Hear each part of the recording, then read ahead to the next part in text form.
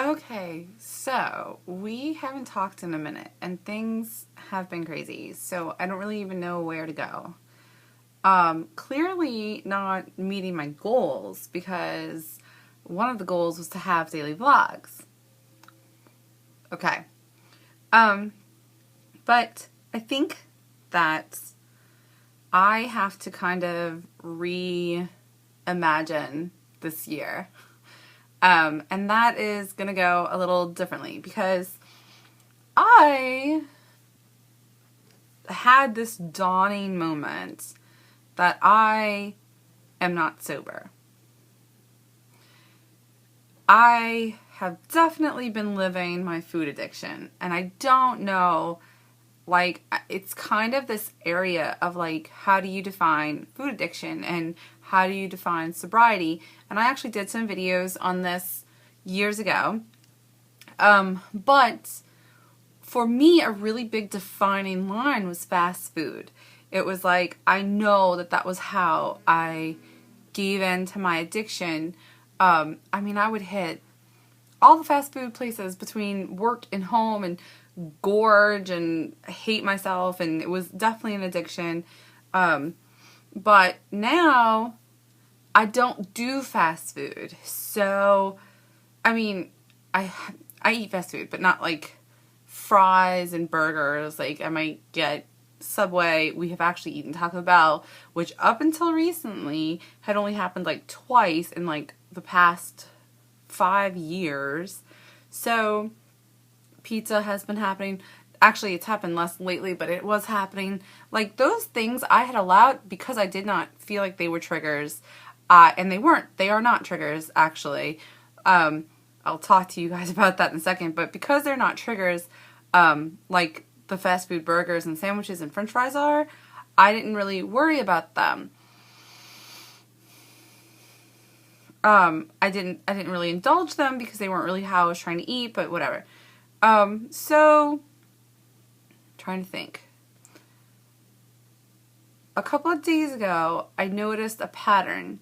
And this is how it is, man. It sneaks in on you. Where it naturally happens to me sometimes that I'll be very busy and I won't eat all day. And then it's like, okay, now I'm starving, so let me eat something. And or you might even like, oh, we're going to dinner, so I'm going to save up my calories and eat really light throughout the day. Well, it had happened a couple of times naturally that like at the end of the day, I had like 1,400 calories. Where even if I ate a nice bulky meal with things I normally wouldn't eat, I'd only be at like 700 calories. So it was like, I got to almost like free binge. It was like, yay, I get to just eat more than I need to because I have all these calories left. And then I think somewhere subconsciously it turned into like making that happen, like not eating all day to have a night binge. And I noticed that I enjoyed eating my dinner or night binge alone better than with my family or with my wife.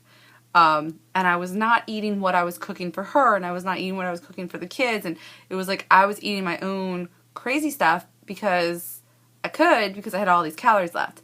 And when I say crazy stuff, I mean like lots of cheeses and breads, but not like fast food, which is where all of a sudden I'm in this new place of having to go in and really look again and being like, there are triggers. Obviously, I am under a lot of stress with my family. There's a lot going on. I don't like to really talk about things until they're resolved or until at least I understand them. And I think I've made lots of references to like that not being my story. But then I started to realize that when you affect me, then it is my story. And I can't go into like too much of the your part, but I can talk about my part, right? Well, one, my wife was looking at a job out of town. There was actually 2 different ones that she winded up not getting, and I've been praying that like God will just put her where she needs to be happy and successful, and I know that she's on the right path, but I really wasn't happy about the possibility of her leaving, and I think that mental and emotional stress was really starting to like eat me up. And then like over the last 2 years, my family has been in, not my little like nucleus family, but like my extended, my mom and my brother and my dad and stuff. There's been such turmoil, and I am going to start talking about those things because I feel like I need to like get them out and to really work through them. But there's been so much turmoil and it has been so stressful, and like things are so tumultuous. And my brother is addicted to heroin, and I like I said, I'm not trying to put him on blast, but one of the things, we have addiction in our family. My brother has been to rehab and is at this moment clean. And my mother drinks, or for a very long time, she drank a whole lot. It's supposed to be under check now. It doesn't happen as often, but when it happens, it's quite heavy and big. But so we have addiction in our family, and I think that when you are sober, dealing with other people's addictions is a very triggering experience, even if their addictions are different. It's the stress, the emotional toll, the connection to what they're going through is a really hard, it's a really deep trigger. And I think that it's just been rough over the last year and a half to deal with the things that I've been dealing with my family. And I just finally had gotten to where like last week it kind of dawned on me, and it was like, I am eating alone. I am looking forward to when my wife goes to bed so that I can like eat all my calories. And then it's like, am I going over my calories? I am. Sometimes, not all the time. The things, clearly, because I have healthier foods. Now, because it's Valentine's Day and Mardi Gras, other trash has been around. But for the most part, I have healthier foods in my home. So, yeah, the binge isn't like a 10,000 calorie death bomb of fast food, but it's not good either.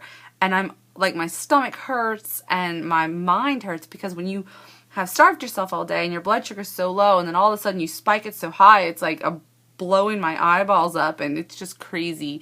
So I started to notice that, and I was like, this is not okay. It's not okay. So I really am like just working through it. I talked to my wife about it, and I was like, I don't consider myself sober. I don't know when the last time I was. I don't know how to do this, but I know that like lifestyle changes for health reasons are big, but they're not quite the same as when you're dealing with addiction. It has to be like a much stricter line, and it can't be like but you can, like, I know a lot of times people are like, oh, but it's a lifestyle change, it has to last, which means if you're going to a party, have some food and, then go back to it. But when you're dealing with addiction, you can't just go have a drink at a party and then be sober again, or go have a slice of cake and be sober again. And cake has never really been necessarily a trigger, but I feel like everything at this point, like the sugary sweets, all of it is such a hard thing. Like going to get frozen yogurt with the girls, I normally stick to certain ones, sugar-free or no sugar added, and I do fine. But like lately, I was like, oh, I can add cheesecake bites, but I can't, because those cheesecake bites like get into my blood and cause the monster to come out looking for cookies and candy after everybody's in sleep. I don't know how to explain that aside from that, what I just said. And I think that where I noticed the line go from being kind of like building a healthy relationship with food to all of a sudden being like, this is my addiction, was the thrill of getting to binge, was the thrill of getting to do it alone. It was that I noticed that my anxiety went away when I was eating, and my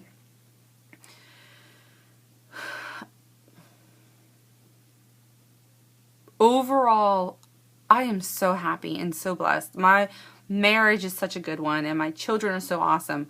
But my sadness level, like attached to my family and everything else, was alleviated when I was doing my like newly discovered nighttime legal binges. And I was like, that's a cause for problems. And I would get aggravated if like my wife stayed up an extra hour, because it was like, oh, why don't you just go to bed so I can like eat? And that's not ever how I want to feel, ever. So the daily vlogs and the theme of this channel for a minute is going to be a bit heavier. It is going to be about like reclaiming sobriety, because I feel like that's where I have to start. I'm going to talk about it in the group, on the Facebook group. Like, I'm still going to do monthly challenges. I'm still going to do all those things, but I just feel like personally for me, I have to redefine.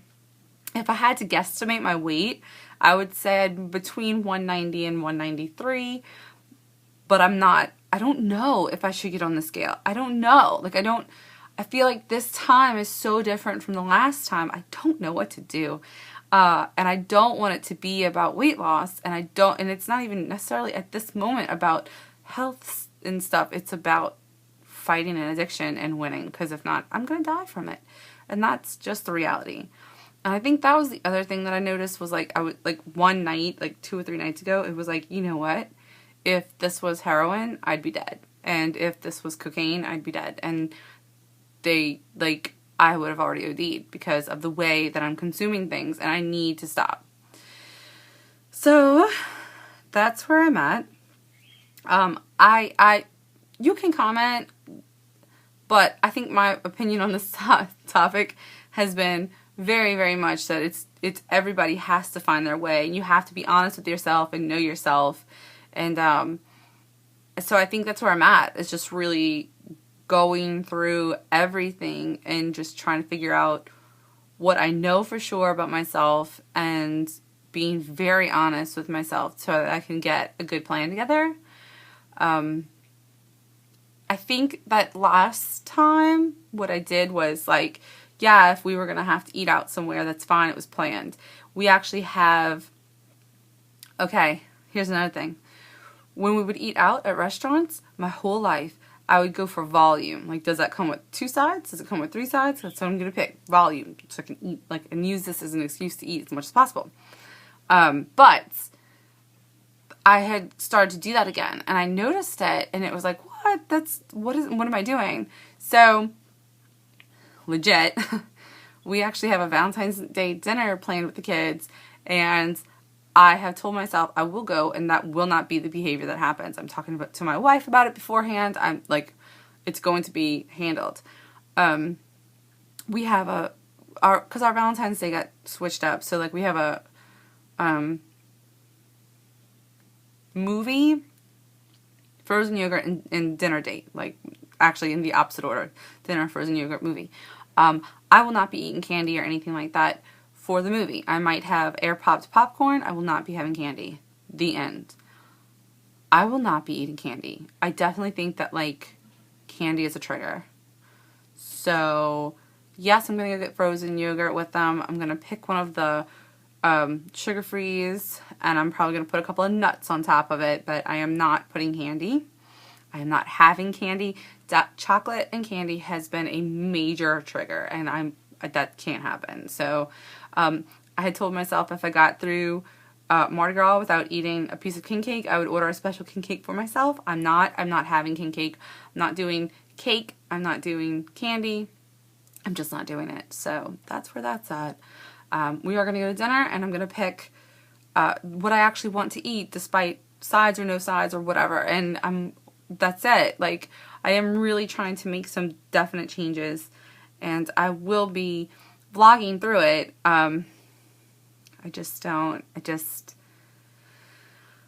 It's such a sad, horrible thing to look at it and to be like, I had like 3.5 really good years, and it started to get kind of questionable.